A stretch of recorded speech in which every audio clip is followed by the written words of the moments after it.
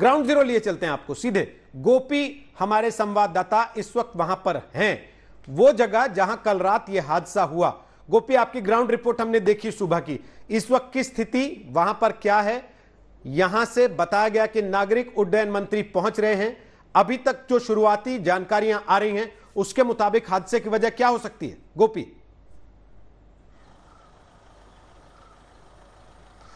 जी रोहित, हम अभी ये एयरपोर्ट के सामने हूँ जहाँ पे वहाँ पे वो क्रैश हुआ है। और अभी हम ये फ्रेम में आपको देख सकता है कि ये जो एयरक्राफ्ट वो अभी भी यहाँ पे हो, और ये एयरक्राफ्ट ने 50 या 60 मीटर्स ऊंची से नीचे गिर पड़ा है। और अभी हम सभी लोगों को पता है कि ये जो एयरपोर्ट करिपुर इंटरनेशनल एयरपोर्ट या कैलिकट एयरपोर्ट, ये जो एयरपोर्ट एक टेबल टॉप एयरपोर्ट है, उसी लिए इसी तरफ की एक एक्सीडेंट भी हुआ है। अभी हम एक फ्रेम में देख सकते हैं कि ये जो रनवे एरिया और जो ऑपरेशंस एरिया वो पूरा ऊपर है, वहाँ से ये एयरपोर्ट रनवे शॉर्ट करके रनवे पार करके नीचे आई थी, उसी लिए इसी तरफ की एक एक्सीडेंट यहाँ पे हुआ था। और अभी हम ये फ्रेम पे पूरा देख सकता है कि यहाँ पे उतनी सारी लोग नहीं थी वो जो कल रात थी, क्योंकि कल रात यहाँ पे पूरा लोग थी, वो जो लोकल आदमी थी, इसी एरिया में रहने वाली वो जो आदमी थी, और पुलिस थी, फायर फोर्स थी, एनडीआरएफ थी, ये पूरा टीम यहाँ पे इवैक्यूएशन और रेस्क्यू करने की मदद कर रही थी। और उसके बाद लगभग 2 घंटे में, एक्सीडेंट होने के बाद 2 घंटे में पूरा रेस्क्यू फिनिश कर दिया। पूरा आदमी, पैसेंजर्स को, क्रू को, वो जो पायलट्स को, इन पूरा लोगों को हॉस्पिटल्स तक शिफ्ट कर दिया कल रात तक।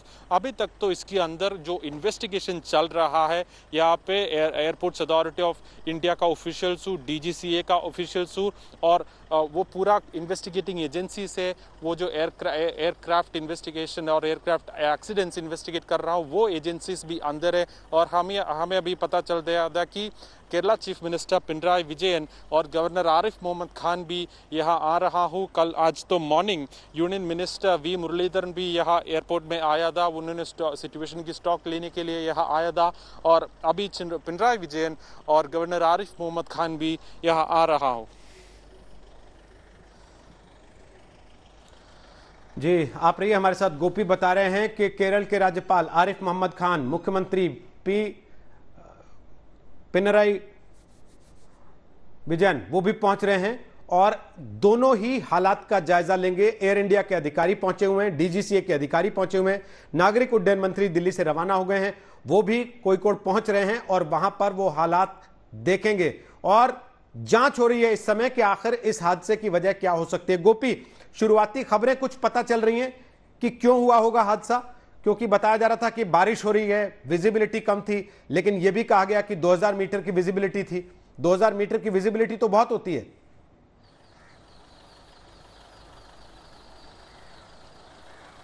जरूर रोहित, हमें पता चल गया था कि पिछले 3 दिन से केरल पे बहुत ही बड़ी बारिश चल रही थी, पूरा नॉर्थन केरला में।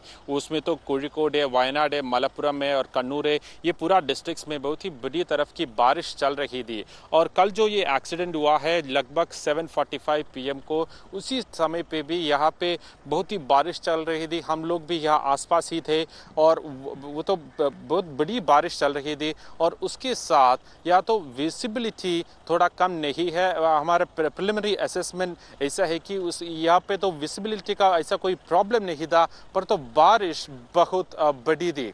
और हमें ये इन्फॉर्मेशन भी है कि ये जो पायलट ये पहले यहाँ पे लैंड करने की एक अटेम्प्ट किया है, वो जो लैंड करने की पहले वो प्लान अबॉर्ट करके एक बार गो अराउंड कर दिया। ये जो गो अराउंड है, हम पहले लैंडिंग को ट्राई करके वो जो लैंडिंग सेफ नहीं हो तो वो जो एयरक्राफ्ट वापस हवा में जाएगा और एक और राउंड ये एयरपोर्ट के सामने आएगा। वो ऐसे एक गो अराउंड कर दिया।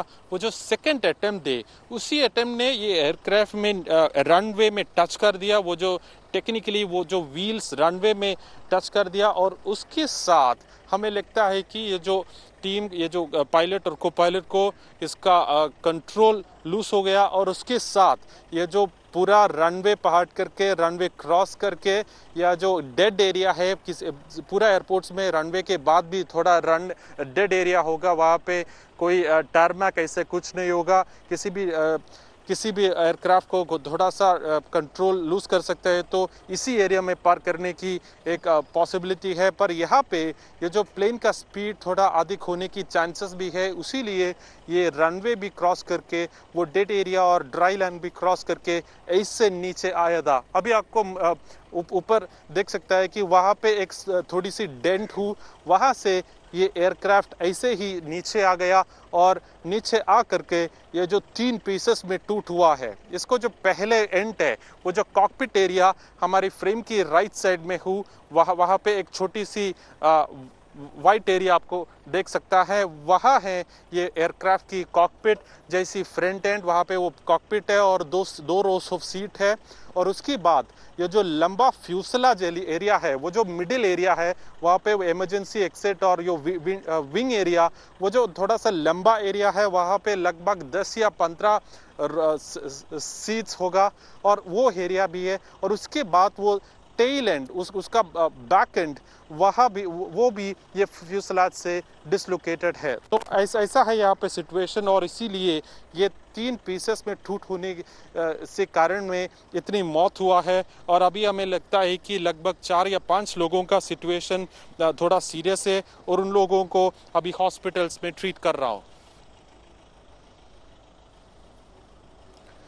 गोपी, आप रहिएगा हमारे साथ। गोपी, ग्राउंड रिपोर्ट आपको दिखा रहे हैं। ये उसी हादसे की जगह से कुछ मीटर की दूरी पर गोपी खड़े हुए हैं, जो लाइव तस्वीरें आपको दिखा रहे हैं। और गोपी बता रहे हैं कि 2 नहीं बल्कि 3 टुकड़ों में बट गया विमान। 3 अलग अलग हिस्से गोपी ने आपको उसके दिखाए हैं, जो अभी भी एयरपोर्ट के हिस्सों में बिखरे पड़े हैं।